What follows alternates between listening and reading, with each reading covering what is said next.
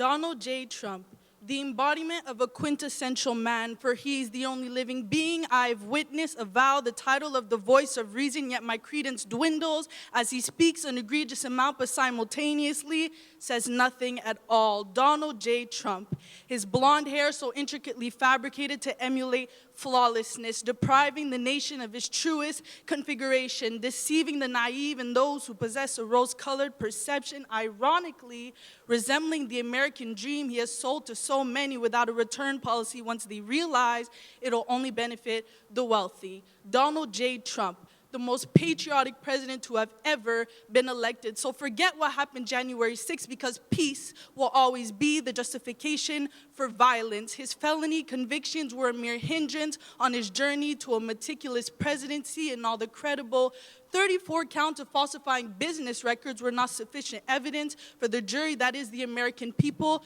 to determine him guilty. Yet they seized the ability of those who were not given as much grace and served their time in a penitentiary to create any viable source of currency. The logic tends to resemble the rationale of a child whose creativity has no bounds, but the art of it all is simplifying what's meant to be at a standard of difficulty. So a felon cannot work a minimum wage job, but can run your unprincipled country. Donald J. Trump, the figurehead of the renowned Republican Party, a man who has solemnly sworn to fortify his country. His pride is red as the bloodshed of wars he claims he will forestall, yet he puts dictators on a pedestal and privately commends an annihilator that is the reason we now have to regress in history classrooms in order to progress in society. Donald J. Trump, a man who claims equality is at the forefront of his political priority, yet he quantifies women's ability in order to distinguish the value we have, if not deliberately placed in the kitchen, with stainless steel cutlery. He disguises his malicious intention behind perjury and brazenly credits himself for the overturning of Roe v. Wade. Better put, overturning the federal constitutional right to abortion, overturning a woman's right to choose what decision she has over her own body, which killed more life than it has ever created.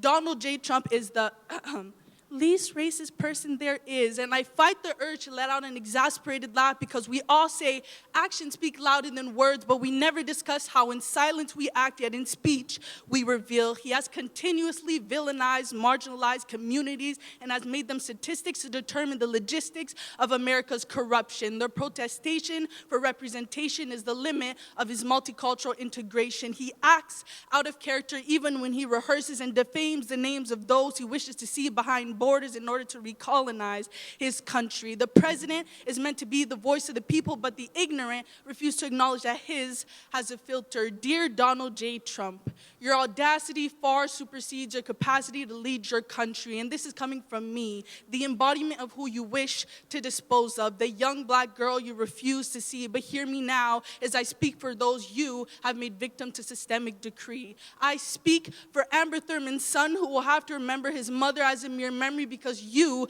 deprived her of medical security. I speak for the Central Park Five who spent their childhood behind bars, incarcerated for a crime they did not commit, and 21 years later still await for your apology. I speak for the 26 victims of sexual abuse on your behalf that were brave enough to share their stories. I speak for my proud Haitian heritage you made a mockery of the minute you brought up Springfield. Then I speak for Vice President Kamala Harris, who you said obtained a low IQ and in the process devalued the intellect of every single woman who resides in your country. I speak for those who you have made a minority. We have heard you preach for equality like a sacred chorale, but your tune is off key and you fail to hide even your own hypocrisy. But now it's my turn to be the conductor, and just like Kendrick Lamar, you can now call me Mrs. Morale.